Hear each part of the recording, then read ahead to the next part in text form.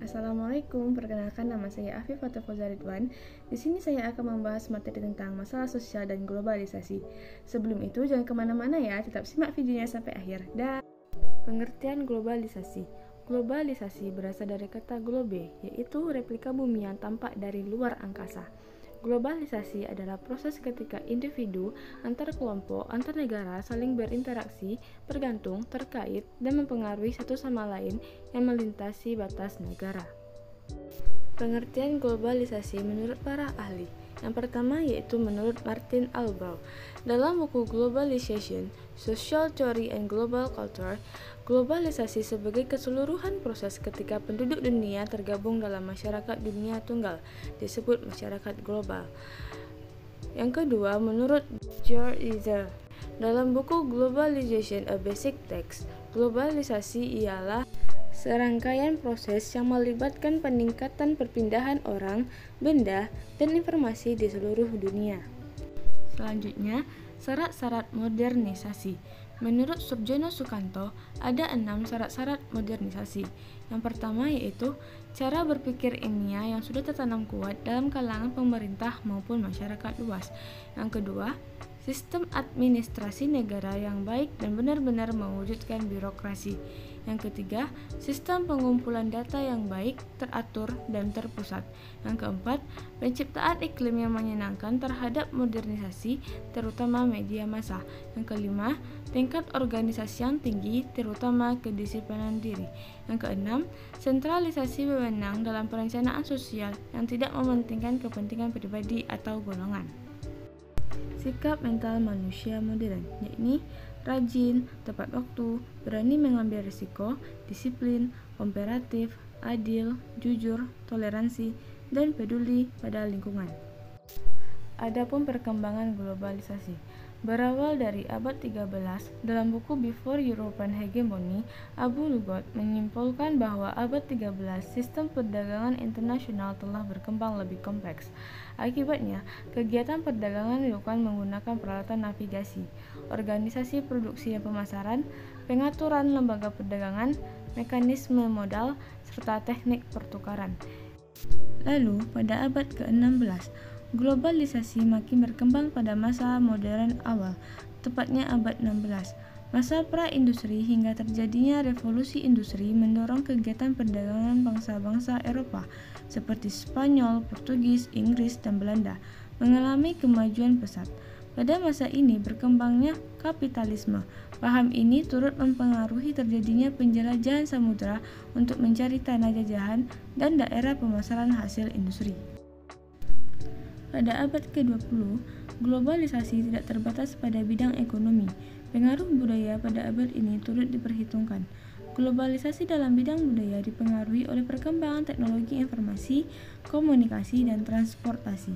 Melalui penemuan teknologi, interaksi antar bangsa makin mudah dilakukan. Akibatnya, pertukaran budaya dapat terjadi dengan mudah.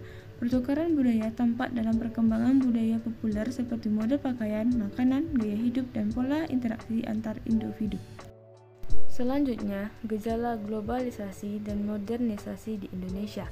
Yang pertama dalam bidang intek. 1.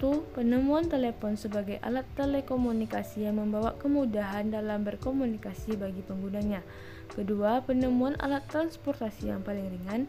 Ketiga, penemuan alat kantor. Keempat, penemuan sumber energi yang dapat diperbarui seperti energi surya, nuklir, air, angin, dan biogas. Yang kedua, dalam bidang ekonomi. Meningkatnya saling ketergantungan ekonomi negara-negara di dunia berkat percepatan pergerakan jasa, barang, teknologi, dan modal lintas perbatasan.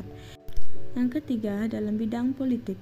Keberhasilan pembangunan di bidang politik semakin memantapkan tatanan kehidupan politik dan kenegaraan yang berdasarkan demokrasi Pancasila, memantapkan organisasi sosial politik dan kemasyarakatan, serta mendorong peningkatan kesadaran berpolitik rakyat.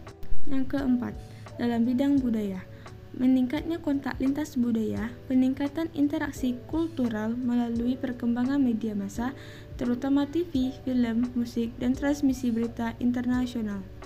Yang kelima, dalam bidang agama. berfokus pada aplikasi ajaran agama dalam konteks kekinian tanpa melanggar atau menabrak kaidah-kaidah agama. Selanjutnya, gerakan pro dan anti globalisasi.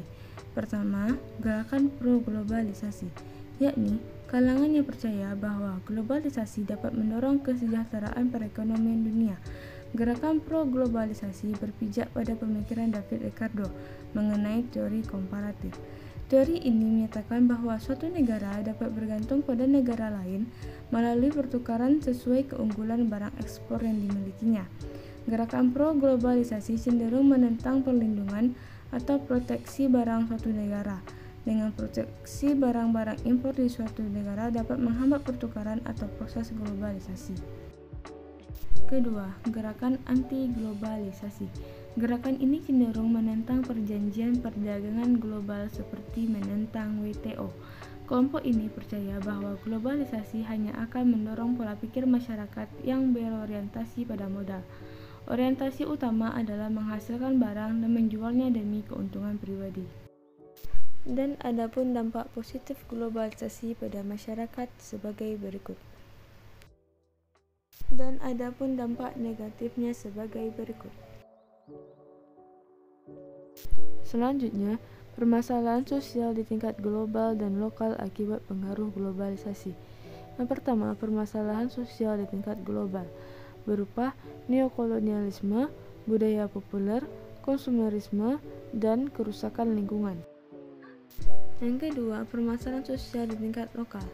Pertama, bidang ekonomi, ini berkaitan dengan pembangunan. Kedua, bidang budaya, dan yang terakhir adalah bidang politik.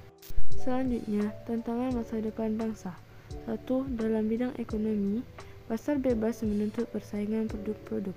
2. Dalam bidang politik, intervensi negara maju tentang kebijakan politik negara berkembang. Yang ketiga, dalam bidang budaya, yakni lunturnya budaya asli Indonesia.